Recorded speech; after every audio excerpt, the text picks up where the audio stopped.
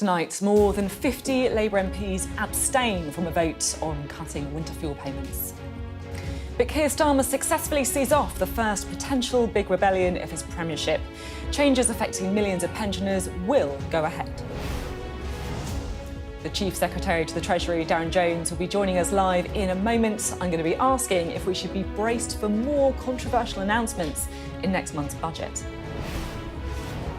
The broadcaster and campaigner Carol Vorderman tells me the government's duped the public over the issue and she thinks Keir Starmer should apologise.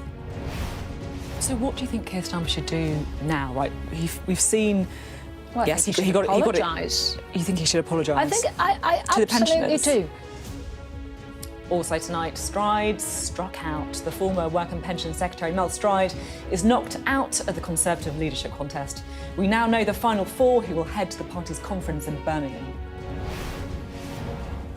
And we've got an exclusive. The US Secretary of State, Antony Blinken, is in the UK and he tells Sky News that President Biden is not ruling out allowing Ukraine to fire deep into Russia. All that and more with Jonathan Gullis and Philip Collins, who will be with us for the next hour. It's Tuesday. I'm Sophy Ridge, live from Westminster, and this is the Politics Hub.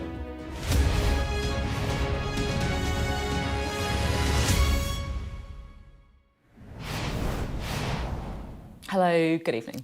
First things first, the most important thing that happened today is the policy. 10 million people are about to lose their winter fuel allowance, 9 in 10 pensioners. And when the weather gets cold, some of them, potentially many of them, will find it very difficult. It means radiators not being switched on, it means wearing coats indoors, it means potentially an increase in people getting sick. But, you know, this is a politics show, so I do want to talk about the politics of what's happened today as well, because what I'm about to say might be slightly controversial. More than 50 Labour MPs abstained on the winter fuel vote today. And even if you bear in mind that the majority of them may have been authorised absences, that is a lot of Labour MPs who are deeply uneasy about the policy. But only one actually voted against, though. And the bottom line is this: the policy still passed with a majority of around 120. There's also been a lot of talk and analysis about the gloominess of Keir Starmer and Rachel Reeves. There's so much bad news. Where's a light at the end of the tunnel? No wonder his approval ratings are down. But, the honest truth is this, that is the plan.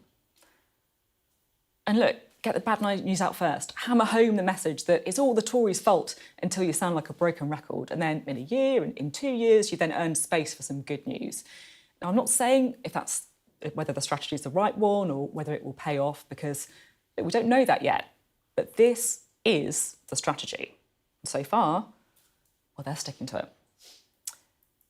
Well, here is Sky's political editor, Beth Rigby, on how the rebellion was quelled. At last, a Labour Prime Minister. This is what the trade union movement has yearned for. A patient base waiting for a new deal. Let me again be crystal clear. We will repeal the 2016 Trade Union Act, get rid of minimum service level legislation, and turn the page on politics as knighted once and for all. A pledge for stronger unions prompting applause. But look at their faces and you can see they're not sold on Starmer and the decisions he's taking. Your government has not scrapped the two-child benefit cap. What alternative urgent measures are you therefore taking to immediately alleviate the poverty experienced by 4.3 million children across the UK?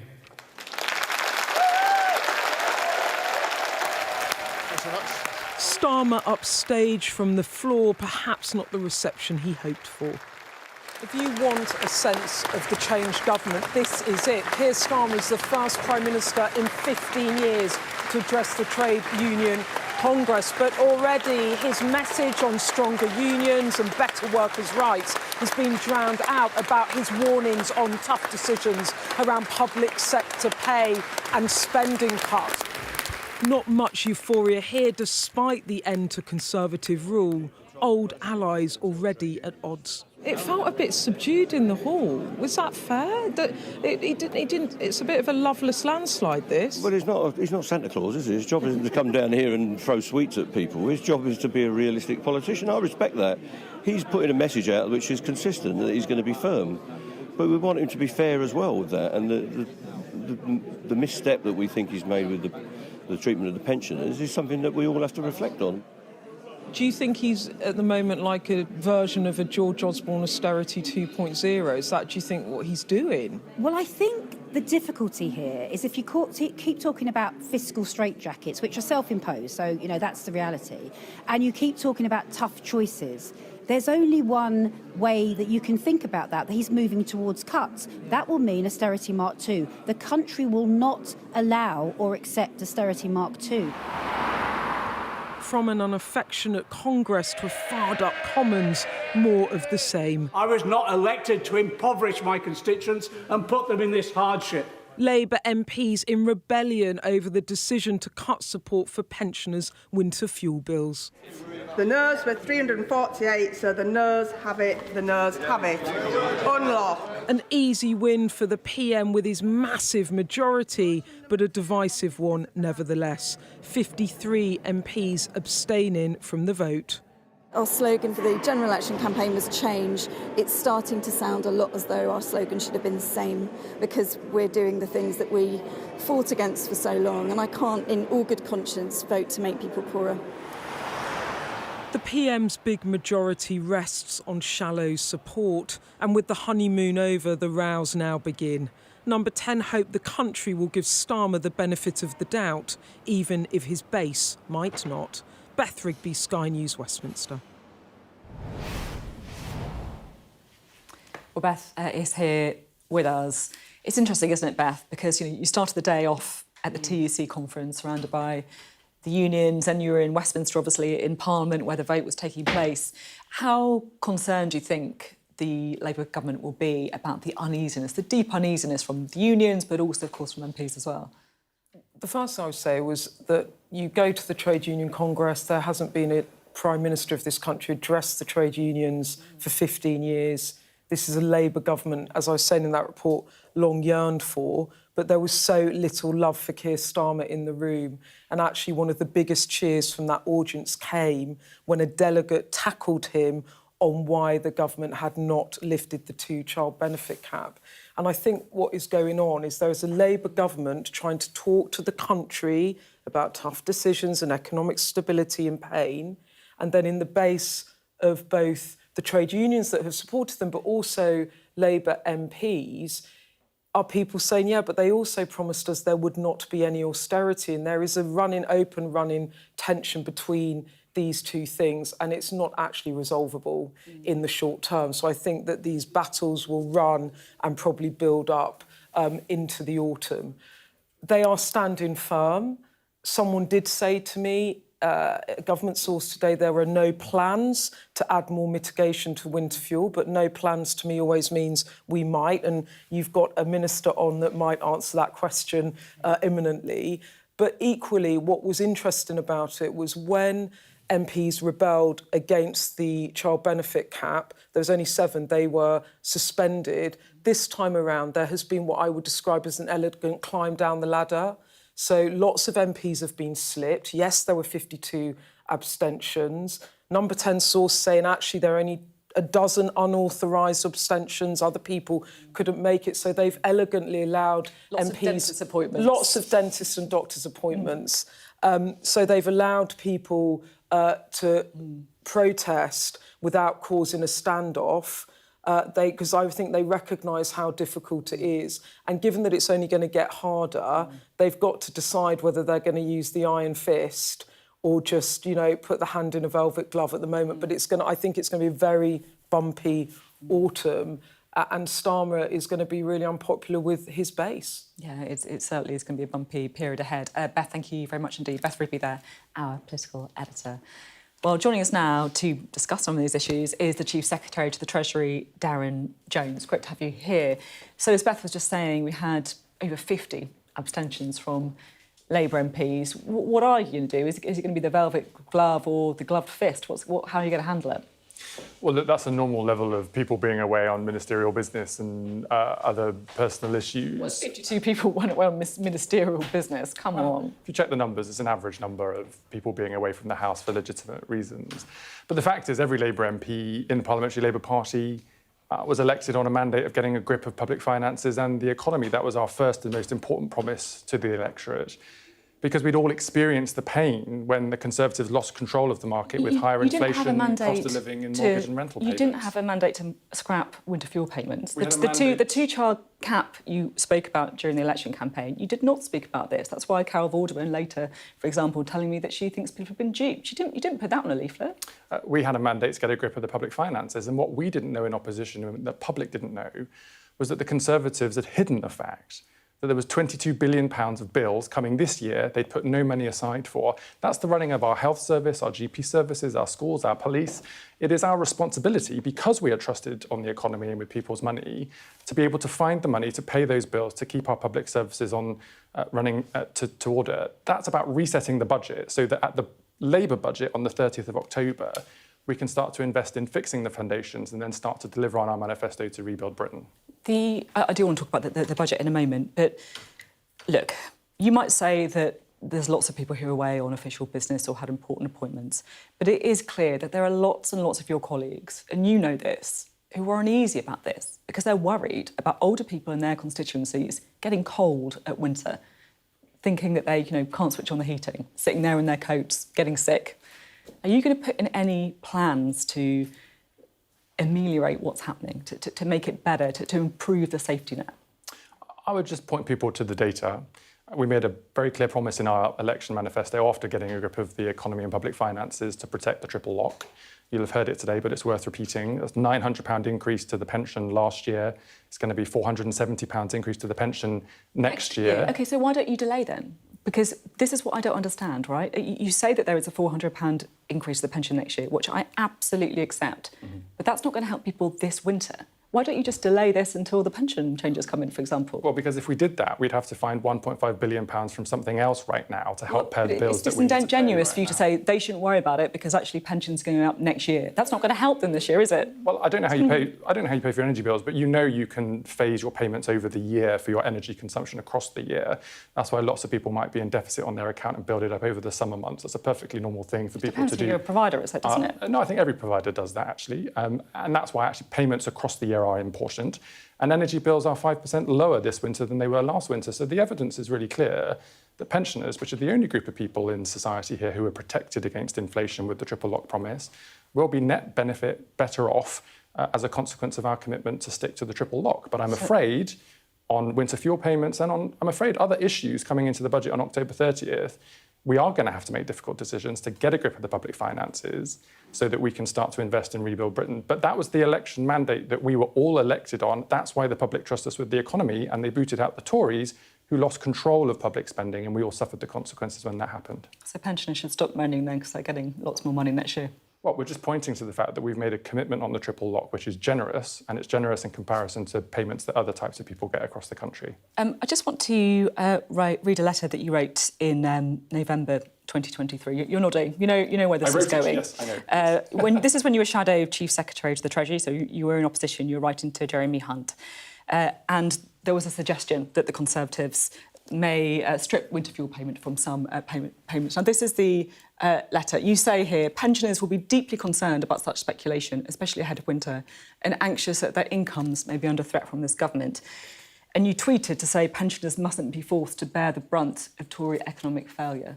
So what happened to that guy? I would point you to the date, Sophie. That date, 20th of November 2023, at that point, none of us, apart from Conservative ministers at the time, knew that they burnt through the country's overdraft, they were incurring bills they didn't have the money for, and our public services were about to fall on their knees. Now, of course, if we could afford to keep universal payments on winter fuel payment, as I set out in that letter, we would want to do so. But if we didn't do that now, we would have to find £1.5 billion more from cuts to frontline public services. Remember, we've got to close a gap here of £22 billion. We spoke to Sharon Graham last night, who said that, no, there are other ways you could raise money, like taxing the wealthy. You've got to pay these bills what right. Would you say to her? You've got to pay these bills. You've got to pay these bills right now, this year. I can't stress the urgency of that enough. This is a £22 billion gap. £22 billion of bills landing on the Treasury's doormat right now that you need the money to pay for, or you make deep cuts to public services in, for example, health, school and policing. So we've got to find the money to pay those bills. Nobody but the Conservative Party knew when I wrote that letter the state that they were leaving for us to clear up, and that's the job we have to do. You wrote pensioners mustn't be forced to bear the brunt of Tory economic failure. That's what you're doing, isn't it? Well, we've all borne the brunt of it because that's what you're doing. No, but let's be clear. We all bore the brunt of the Conservatives losing control of the economy because our mortgages went up, our rent went up, the cost of living went up, inflation went up. And because they've left £22 billion of unfunded bills, we have to find the money to pay for that. This is a direct consequence of their behaviour. Pensioners mustn't be forced to bear the brunt of Tory economic failure. I mean, look, opposition's easy, isn't it? Yeah, it is. And government's harder, right? Yeah, and we are being honest with you and with the public about the difficult decisions that we have to take. The fact is, the Conservatives hid the problem and ran away by calling an early election. We are being honest about getting a grip of the public finances because that was the first and most important mandate at the election, that we can be trusted on the economy. Look, there is... Politics is also about choices, right? Mm-hmm. You have made choices, for example, to give pay rises to public sector workers. I'm in no way saying this is right, this is wrong, you should be doing it. Look, I'm neutral on that. Sure. But you have made a decision to do this above other things. You should front up to it. No, you're right. And the reason we made that decision is because when there are ongoing strikes in the health service, people can't get their operations or see a doctor. When there are strikes on the railways, most of the companies that run the train services are subsidised by the taxpayer. Do you think pensioners have had quite a good deal? Is that what you think? But just finish this point. We have to pay the cost of strikes. It was cheaper to settle the pay, to reset the relationship and start to focus on reform than it was to allow that to continue. So yes, it was a choice, but it was the right choice. OK. Can you give us a bit of a sense of what's going to happen in the budget? Now, I know these are always dangerous questions, but I'm talking in very general terms here. And I think that, you're talking about levelling with people, you're talking about being straight with people, and I think people will want to know, because there's been a lot of doom, there's been a lot of gloom. Should we be bracing ourselves for more doom and gloom, or is there going to be, I guess, more light at the end of the tunnel in the budget? Well, look, the difference between the Labour Party in government and the Conservatives in government is that we're going to be honest with the problems we have to deal with as a country. And yes, the budget on October 30th is going to have to make difficult decisions on spending, tax and welfare, as the Chancellor has said, whilst honouring our commitment not to increase income tax, national insurance or VAT on working people. But then it will start to face the future. If you reset the budget, get it back under control, you can set out how you're going to start investing in this country to fix the foundations and over the years ahead, deliver on our manifesto to rebuild Britain. So that will come in the budget. And yes, it's hard now, and we're being very honest with people about that, but we will set out how we're going to deliver the change that we were elected on at the election in July. OK, great to have you on the programme. Thanks very much for coming on. Darren Jones speaking to us there. Well, later on in the programme, you'll be able to hear my interview with the broadcaster and campaigner Carol Vorderman. She's been telling me she thinks the government's duped the public over the issue of winter fuel payments, and then she thinks Keir Starmer should apologise. It is unbelievable that this new Labour government, the first thing they do is that. It's not what, I don't believe, what they were voted in to do. It's quite astonishing, really. We'll hear more from Carol Vorderman later on in the programme. But in the meantime, let's bring in our duo for the evening, shall we? The podcaster and former Conservative MP Jonathan Gullis, and the editor of Prospect magazine and former speechwriter to Tony Blair, Philip Collins. Great to have you both here. I want to go to you first, because just on the sort of big picture for a moment, you worked for Tony Blair, so it had a very, very different feel then. It was kind of hope, change. It's a lot of doom and gloom right now. What do you make of it? Well, there was a lot of money then, of course. I mean, it reflects the reality, doesn't it? I mean, in 1997, the Labour Party inherited an economy that was growing. The Conservative Party had left them an economy that was coming right. So it was easy to offer a message of hope and glory for the future. It's just a genuine fact now that things are difficult. And yes, there is a good case for saying they should have chosen something else, but had they chosen something else, we'd be having this same conversation about that other thing. Because it's just genuinely the case that whoever was in government, they would now be making very tough choices. And this is a choice you put to Darren Jones: have pensioners had a good deal? Of course, he's not going to say, yes, they have, and therefore I'm not bothered, because there are some pensioners who have not had a good deal, of course. But taken as a group, pensioners have had quite a good deal over quite a long time. So there's a good case for making this choice, but it's not going to be easy. The other point you put to him is that opposition's really easy. Government is really hard, and government at the moment is especially hard. What do you make of it all? How do you think they're doing so far? Well, look, what I will say for Darren is he's by far one of Labour's best spinners and a great talent. And actually, it won't help him me saying this, but a friend as well. He was the chair of the Business and Trade Select Committee. I was glad to see him go onto the Labour front bench and into government, because I think he's one of the sensible heads in the Labour Party. But I think Darren is also, in my opinion, defending the indefensible. What I mean by that is I do believe we make a social contract as a nation with pensioners. And how many of these pensioners will have never taken out of the welfare system, who would have always put into it but never received anything from it? And when we're talking about 15,000 pensioners in Darren's constituency, 47,500 in somewhere like Stoke-on-Trent, which is one of the more economically deprived parts of our country, many of whom will be just above that pension credit threshold, who won't be sitting on asset-rich properties like in other parts of the country. I think it is indefensible, inexcusable, cruel and callous what Labour has done today. There are a whole host of things they could have done. For example, they could have reduced the foreign aid budget for 1 year only and then put that money into covering that bill. They could have chosen to not invest this $8 billion into GB Energy, which I still don't understand what it does, because it doesn't produce any energy. And you did point out on the inflation-busting pay rises, a £9 billion cost to the taxpayer. Did they have to give train drivers around 15%? So a train driver earning 60,000 can now earn 70,000. Was that really necessary here and now? Could they not have fought harder for at least other savings or new ways of working as well at the same time, modernisation of our rail network? So I think Labour are doing what you said at the very beginning.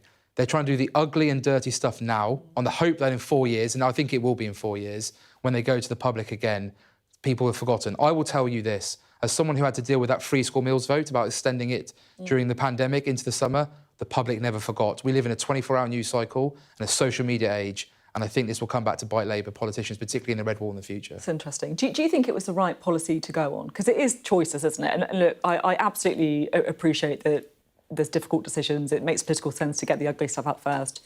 But there is different ways of doing this. There are different ways of doing it. I'm not sure I would have chosen it myself. I mean, Jonathan talks about the winter fuel payments as if it's part of the British Constitution. It's only like a decade old. Tony Blair, right? No, it was Gordon Brown brought it in a sort of panic, and the Conservative Party was vehemently opposed to it, if I remember correctly. So, I mean, it's not as though it's something which is there for all time. It's a perfectly reasonable decision to make. I'm not sure I would have made the decision. I think you can see the way that, as Beth Rigby was saying, that they've soft-pedalled on the hit back against their MPs, that they're a little bit chastened by this. I think it's going to be... I'm interested too why they brought it forward before the budget and made a special thing of it. And just on the politics of it, that struck me as rather odd thing to do. Yeah, as well. I do know what you mean on that, actually, because if in a way, if you put it in a big package of measures that shows you're kind of sharing the pain in all different parts of society... Right. It gave Conservative MPs the opportunity today to stand up in the chamber to make a very specific speech about a very specific point and therefore create off the back of it social media graphics. Look, yes. I'm happy to say we're shamelessly already producing leaflets that we're going to put out in Stoke-on-Trent to remind people of how Labour MPs have voted today, just as we experienced when it came to difficult decisions we had to come to during the pandemic. And I do think this is going to burn a lot of political capital with especially newly elected MPs and their constituents who, again, in places like Stoke, yes, I lost, but Labour's vote share only went up by 5%. Mine went down 24%, and the vote and turnout went down 8%. There were a lot of people who went to Reform or sat at home. That election was not a 1997-style landslide to Tony Blair. It was very much an election of get the Tories out of office. Really interesting. Good to talk to you both. We'll have lots more from both of you throughout the show. You're watching the Politics Hub. Coming up. Broadcaster and campaigner Carol Vorderman says Keir Starmer should apologise over what she describes as shocking cuts to winter fuel payments. And next up, Mel Strider's out, leaving 4 remaining candidates in the somewhat interminable Conservative leadership contest. Just 2 months to go now. We'll have the story.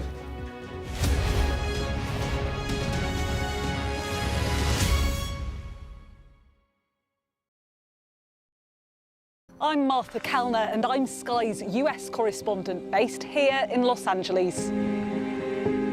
It's turning everybody into, a crazy, violent drug addict. How are you feeling? I am angry.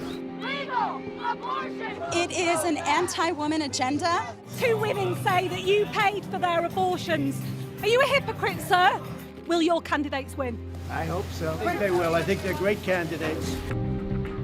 I gotta be realistic. My sister's dead. More than 4 weeks on, there's no murder weapon and no suspect. Are you going to catch this killer? We are doing everything we can. Ghislaine Maxwell has pleaded not guilty to all 6 charges against her. Mum, how are you feeling today? Jeffrey said, you answer to Ghislaine, you just don't cross her. We're so excited. Severe nightmares of these people coming in and just taking me in the middle of the night. I've watched as whole towns were torn apart by natural disaster. I'm alive and I'm thankful for that, but there are a lot of people who aren't. It's not the winds people fear most here, it's the water. We take you to the heart of the stories which shape our world. Do you truly believe what you're saying? A lot of cases that I know are reported from Ukrainian missiles themselves. Ambassador, with respect, I think that's preposterous. Play Sky News. From the Sky News Centre at 7. Now that you're up to date, we can go into a bit more detail. Things can change incredibly quickly. Taken by surprise. Have you ever known a moment like this in British politics before? Yes. Cheers. We'll start with breaking news. Let's get the latest on the ground. So, by the end, we'll hopefully all understand what's going on in the world just that little better.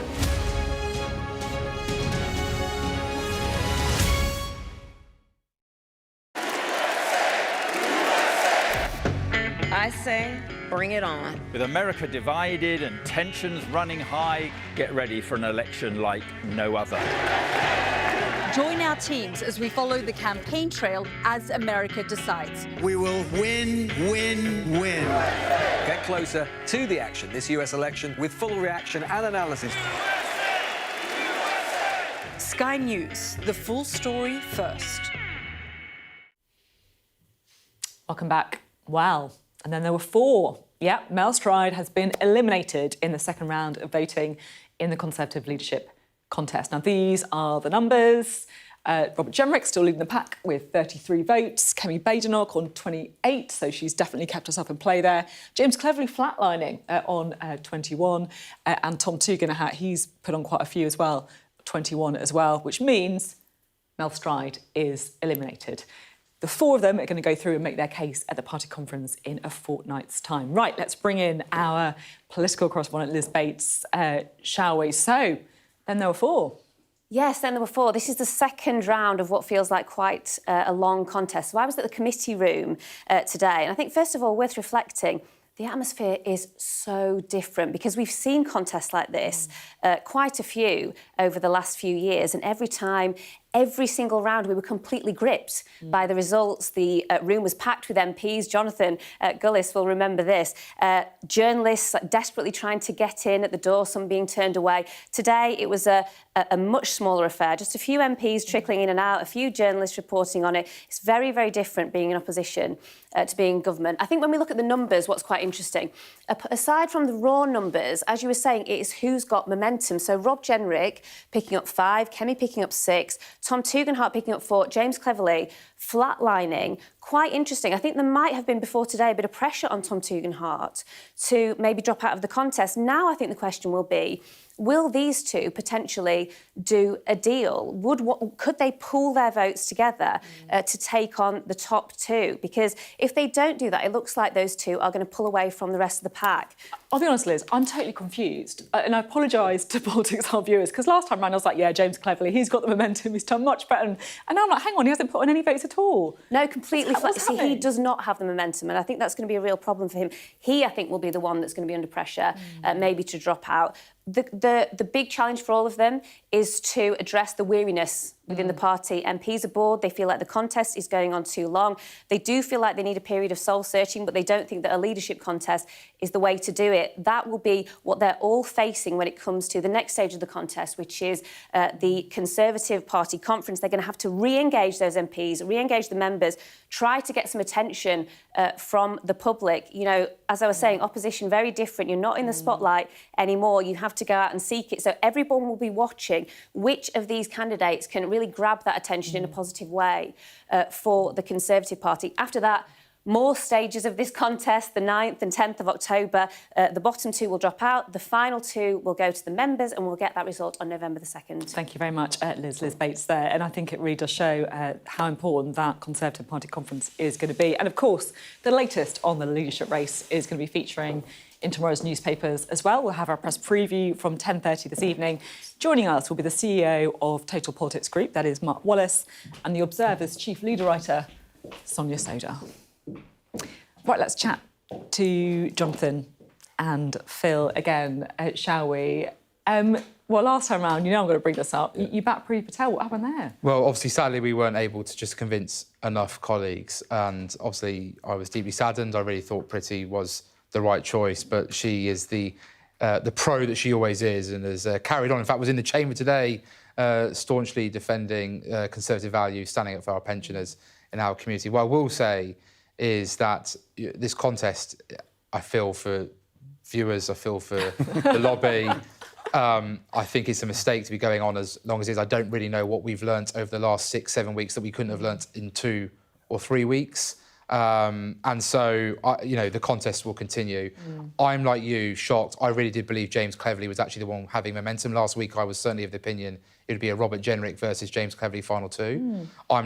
It's now looking inevitably like a Robert Jenrick versus Kemi Badenoch final 2, unless, as Liz and yourself said, Tom and James come to some sort of agreement, some sort of pact, or that One Nation cohort that's backing them decides to get behind one and they themselves make the decision for those 2. Or if Robert Jenrick's got enough votes, he might try and knock out Kemi. I mean, there's all sorts of shenanigans. I'll be honest, I'm very confused by this result. Well, I think Mel Stride has become the first candidate in any contest to be eliminated before he has the launch of his campaign, because he never had a campaign launch and he's already out.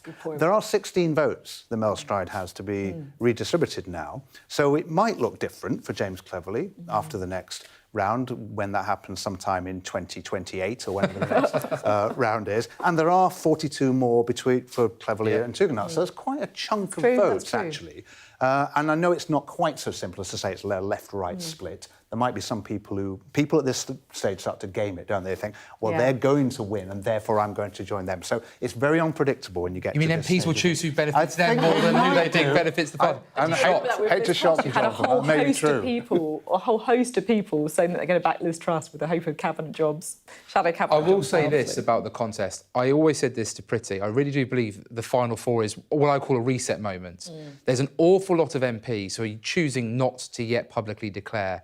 I really do believe conference is actually the ball game now. Whoever comes out of that with the momentum, with the members excited, with the members putting pressure on MPs at conference of saying, that's the person, I really think that will put the pressure on. So I think that where some of MPs have got backers who are not public, I'd be very nervous about whether or not they're really going to stick with me when we come to post-conference recess. It becomes a speech contest. Yeah. If you remember back to when David Davis went up against David Cameron, David Davis went into that Tory conference very much the favourite, and he came out of that conference as David Cameron was bound to win, because Cameron's speech, if you remember, was really novel, no notes, and it was all very ragged, but it's me, and it was really good.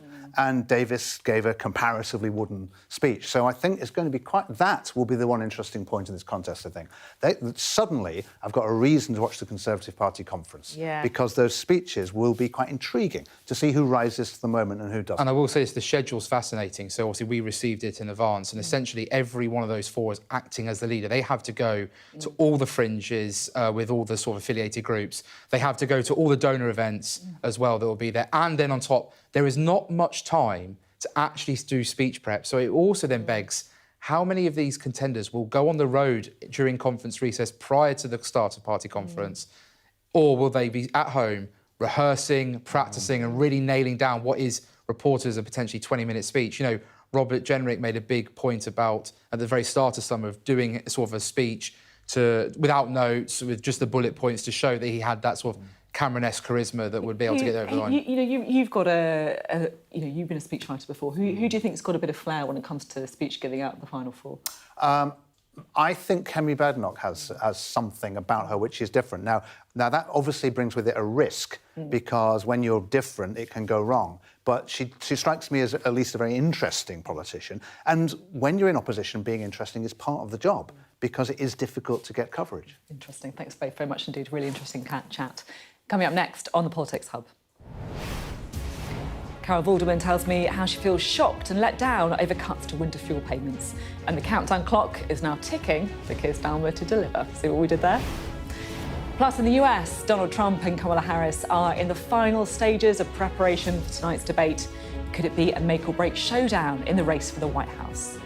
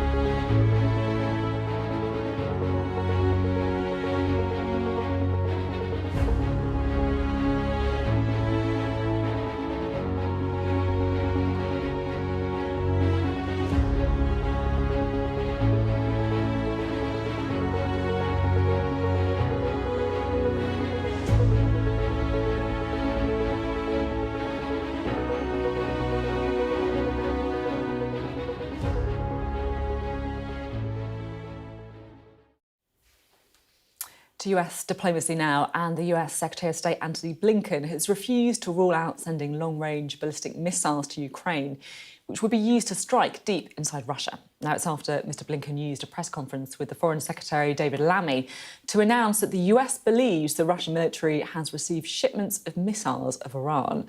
His visit comes ahead of tonight's crucial US presidential debate, where there is a clear dividing line between the candidates' approach to Ukraine. Well, Mr Blinken sat down with Sky's Yalda Hakim for an exclusive interview and set out the complexities of continued support for President Zelensky.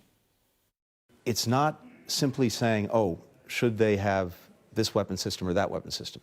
There are a lot of things that go into it. Do they know how to use it? And some of these sophisticated systems take training, and that's one of the other things we've done. Can they maintain it? Because if you give them something that falls apart in 7 days because it can't be maintained, that doesn't do a lot of good. And then, is it part of a coherent strategy to achieve a very clear objective? All of those things have to go into these decisions, but what I can tell you is we've adapted and adjusted every step along the way. We'll continue to do that. So not ruling out at this stage? We never rule out, but when we rule in, we want to make sure it's done in such a way that it can advance what the Ukrainians are trying to achieve.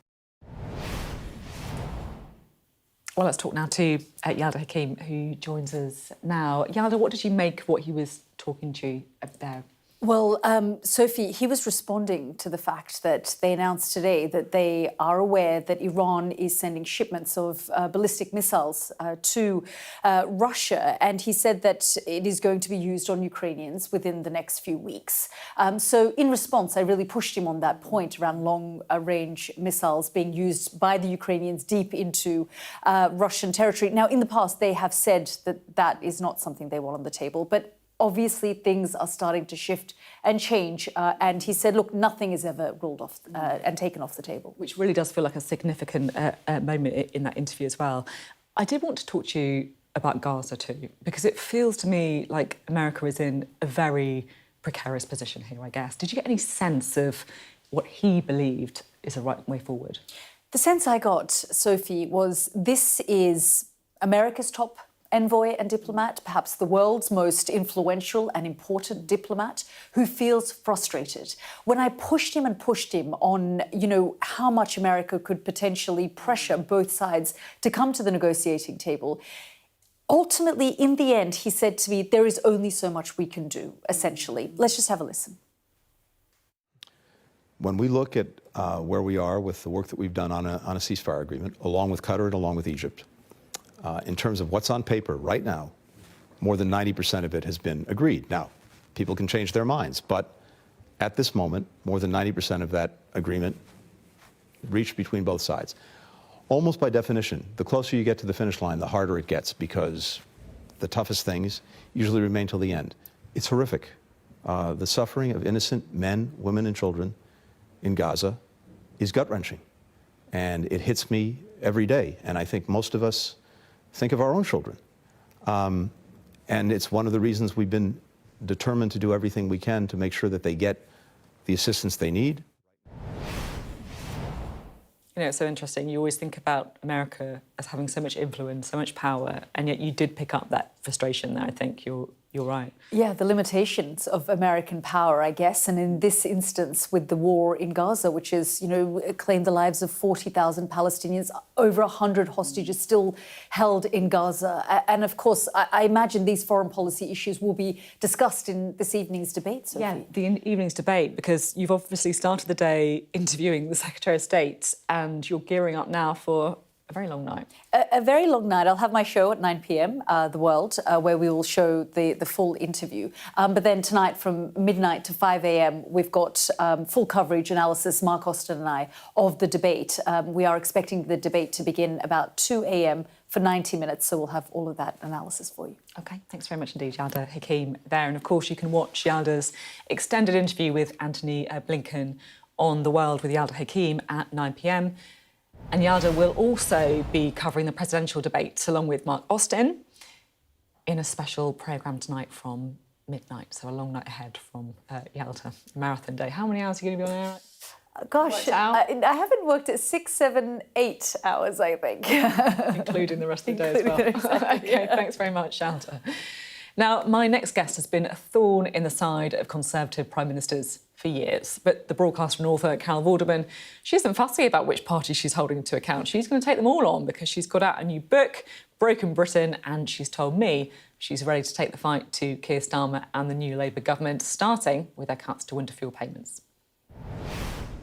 Great to have you on the programme. Someone who's going to need no introduction to our viewers. I'm quite intrigued because the last few years you've been known, I think it's fair to say, for your, I guess, tirades against the Conservative government. Yes. Your kind of anger, your sort of frustration Absolute came anger. through. So what are you going to do now there's a Labour government? Well, I've already started about the winter fuel allowance, the scrapping of the winter fuel payments, which have, been passed today. I don't understand why they've done it. I do understand why you wouldn't pay the wealthy pensioners, but to go from, I'll be one of those in 2 years' time.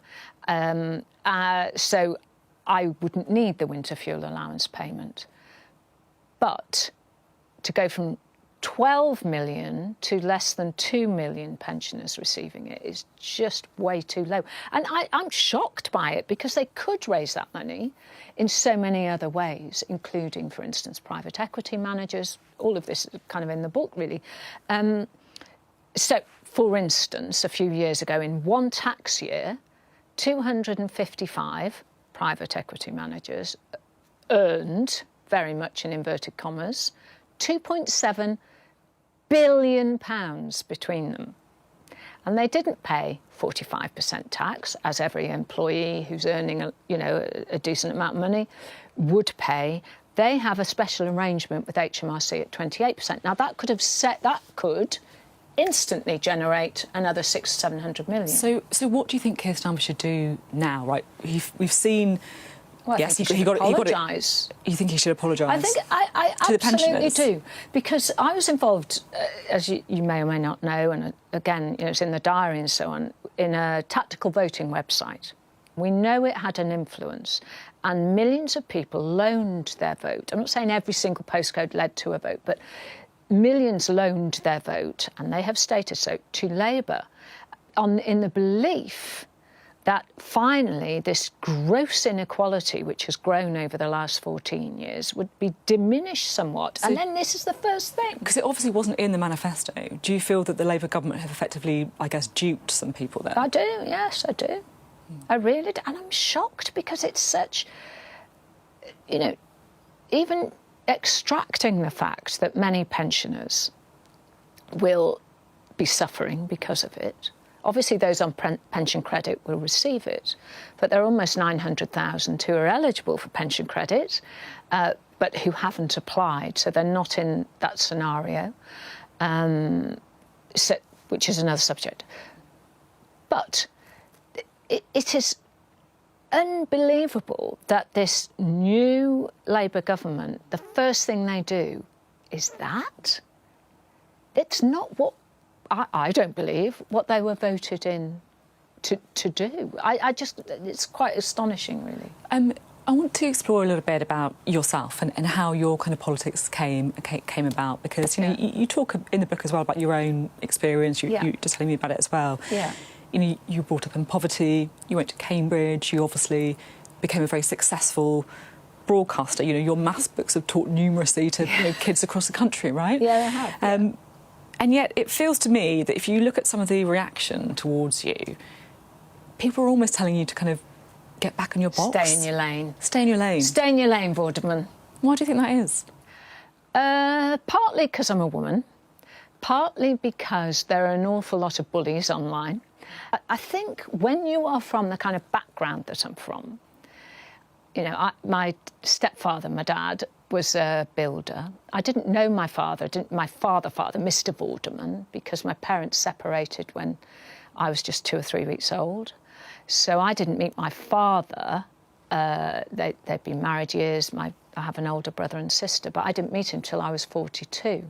But my stepfather, who I called my dad, was a mad Italian. He'd been a prisoner of war, and he swore every third word, right? I loved him. He was loud and, in Technicolor. And he was this builder. So I used to go out on building sites all the time. And when I was an engineer, I worked underground, I went down mines, I did all this. So I'm not saying people were abusive, some were. It was actually the banter, really. But you're a tough cookie, that's what you're trying to say. Yeah. The more people try to abuse me, the stronger I feel. Do you think we have a bit of an issue with, I guess, older women in particular? I loved your, the approach to ageing that you talked about in the Sunday Times magazine. Now, I know that you said that your stepfather swore, and there is a few words in this that I probably can't repeat, but no given when it comes to ageing. Yeah. Yes. It began with a very nice consonant, which may be the 6th letter of the alphabet, yeah. Do you think we have a problem with older women in particular? I think, yeah, there always has been. I remember going back, obviously I've been on the telly for 40-something years, and now, beware the postmenopausal woman with an iPhone, I tell you. But should put that on a T-shirt. Yeah, I should. To get one. But over those years, my generation was taught to stay in your lane. My generation of women was obey society's rules. I put in as I say, there's some very funny bits in there. The unwritten celebrity rule book, as it used to be, for a woman, not a man, obviously, which was be nice to all journalists, even if they're not nice about you. Never said it'd be nice to columnists, particularly for the Daily Mail. Well, I ripped all that up, right? Forget that. Because, you know, I've been attacked, if you like, in the years when you couldn't respond. The only way that you could respond was through a newspaper or through television. Now we have social media where people can come back immediately, as I can.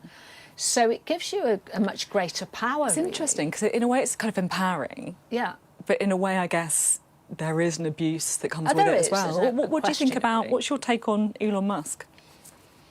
Well, on Twitter, X, I still call it Twitter. I do as well.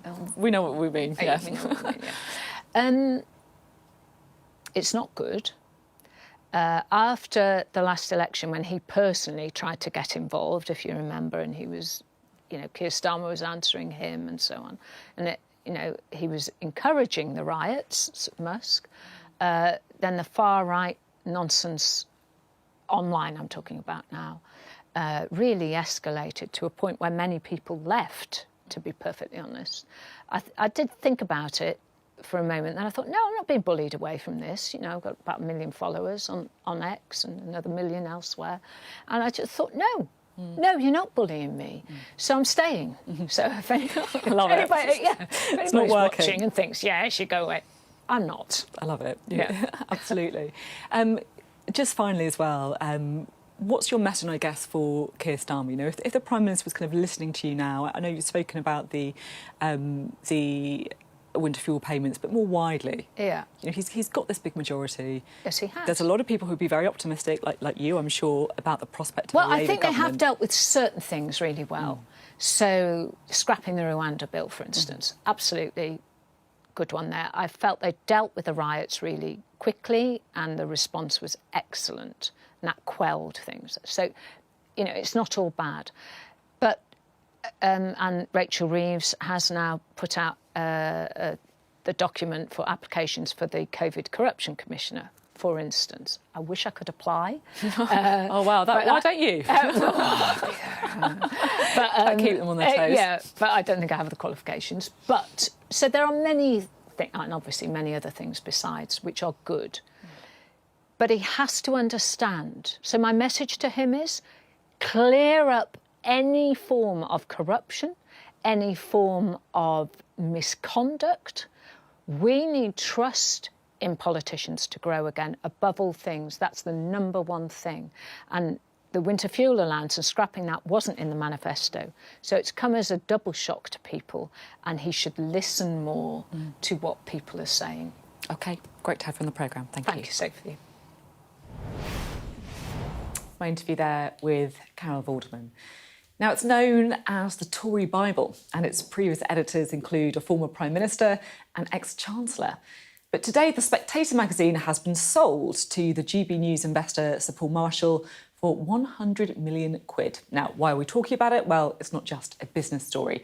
The Specky, as it's often known, is thought to be the oldest magazine in the world and is hugely influential in Conservative political circles.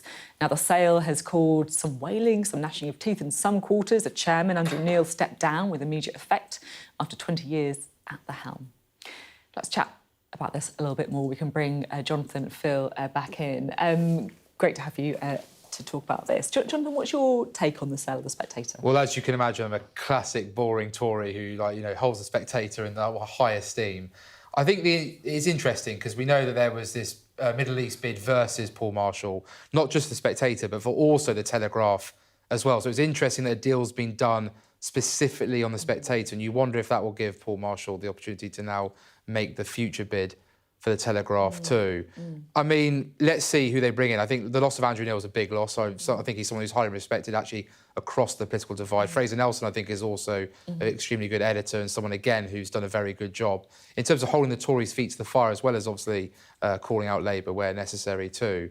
But look, you'll see all leadership contenders fawning over for interview opportunities. I think they've got their podcast too as well. The Spectator Summer Party is always the event where we're Politico, Playbook, everyone wants to be in the who was there list. I learned about this when I came into politics. I had no idea this thing even existed. Yeah, it's a big deal in Westminster Circles. It's a big deal in Westminster Circles. So I think, look, it'll be interesting, the direction. What does Paul want to do with it? Is it a continuation in paper form of GB News, or is it to sort of own it but actually allow it to continue in its vein as it has done? Because it seems to be doing quite well in sort of how it's been doing to date. Sometimes it's best not to tinker with something when it's working. Yeah, it is an important point, isn't it? Because it is a very well-respected publication. Right? It's a well-respected publication. It's also done very well commercially relative to its peers in recent times, because obviously most print publications are experiencing declining circulation, and the Spectator's done quite well. So there is a case for not trying to fix something that isn't broken. But it's interesting that someone like Paul Marshall still wants to take on one of the old titles. £100 million is a lot of money in anybody's currency, and it's a lot of money for the Spectator. So clearly it's buying something, it's buying a sort of place at the table, and it will be interesting to see whether the Spectator does become like the print version of GB News. I mean, Paul Marshall himself is a former Liberal Democrat, a former donor who bankrolled Nick Clegg. He's a Liberal, he's a classical Liberal in his own his intellectual heritage, and GB News always struck me as a bit of a departure for him. That's not how I saw him. So it will be very interesting to see what how the Spectator becomes. Is it a bastion of liberal conservatism, or is it a kind of populist conservatism of the GB News sort? And if it goes down that liberal conservatism, you think that, for example, someone like Kemi Badenoch would really play well with that audience, and that would be a sort of a publication that would suit her and her politics. If it goes down a more populist route, is that the entryism for Nigel Farage, Richard Tyson, Reform, to really sort of take a grip of essentially what they want to do, hiving off Conservative Party members, get them to reform, and therefore try and force the Conservative Party's hand to, you know, do a deal, which obviously I think would be the totally wrong thing to do. How much influence do you think, you know, the media, the rights of the Spectator, GB News could have in the leadership election? Well, I think they do. They do become in-house journals of a certain type of conservatism. So I think that dispute that Jonathan's just said is the important one. And so you do have a place where you can go and you can amplify what you're saying. I'd also add, though, that the Spectator down the years has been more than its politics. The Spectator in its best years also is very good on culture. And the other half of the magazine is a very important part of it. And so I would hope, as someone who's not from that political tribe, but who has been a Spectator reader, that they pay at least as much attention to the literary criticism and to the music criticism as they do to the politics. And let's be honest, Paul Marshall may have also bought himself a very prime piece of property with the Spectator that does come with the magazine potentially. Now, I don't know whether that was part of the deal, but not a bad piece of property to own in central London. Thanks both very much indeed. That is it from us tonight, but I'll see you tomorrow at 7. Up yet next, it's a UK Tonight with Sarah, Jane, me, and of course stick around for that all-important debate this evening.